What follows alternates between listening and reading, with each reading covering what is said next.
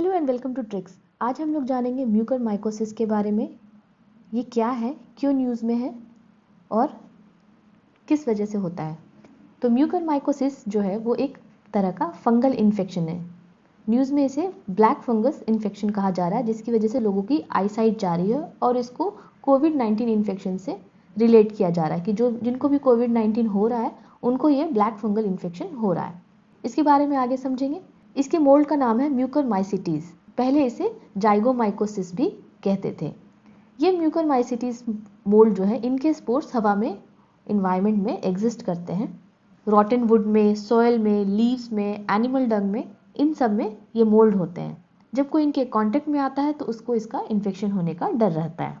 ऐसे लोग जिनकी इम्यूनिटी लो है, जो स्टेरॉइड्स पे हैं, जिनको हाई ब्लड शुगर है, उनको रिस्क होता है इसका इन्फेक्शन होने का। अगर कोई व्यक्ति इस फंगल स्पोर को इनहेल कर लेता है तो उसको लंग्स का म्यूकरमाइकोसिस या ब्रेन का म्यूकरमाइकोसिस हो सकता है। अगर उसका स्किन में कट है या बर्न है और स्किन स्पोर्स के कांटेक्ट में आ रही है तो भी उसे इन्फेक्शन हो सकता है। उसकी अगर सर्जरी हुई है या फिर वो वेट सरफेस से एक्सपोज्ड है। अब कोविड-19 के पेशेंट्स के साथ दो चीज़ें होती हैं। पहला तो ये कि वो स्टेरॉइड्स पे होते हैं कुछ पेशेंट्स, जिससे उनकी इम्यूनिटी सप्रेस्ड हो जाती है। कुछ पेशेंट्स जो ऑक्सीजन सपोर्ट पे होते हैं उनके लिए ह्यूमिडिफायर का यूज़ किया जाता है, तो वो वेट सरफेस के कांटेक्ट में आते हैं या फिर वेट सरफेस से एक्सपोज होते हैं। तो इन सब की वजह से कोविड-19 पेशेंट्स में ये इन्फेक्शन होने का खतरा ज़्यादा होता है।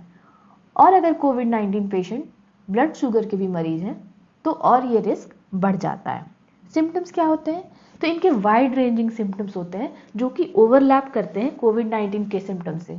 जैसे कि अगर आपको ब्रेन या लंग्स का माइकोसिस हुआ है, म्यूकरमाइकोसिस हुआ है, तो आपको हेडेक होगा, स्वेलिंग होगी फेस के एक साइड में, साइनस इन्फेक्शन हो सकता है, ब्लॉकेज हो सकता है। गैस्ट्रोइंटेस्टिनल म्यूकरमाइकोसिस है तो आपको नॉजिया, वोमिटिंग लग सकती है, सांस लेने में तकलीफ आ सकती है, शॉर्टनेस ऑफ ब्रेथ हो सकती है। तो इन सब चीज़ों की वजह से इसका डायग्नोसिस मुश्किल हो जाता है क्योंकि सिम्टम्स काफ़ी ओवरलैप करते हैं।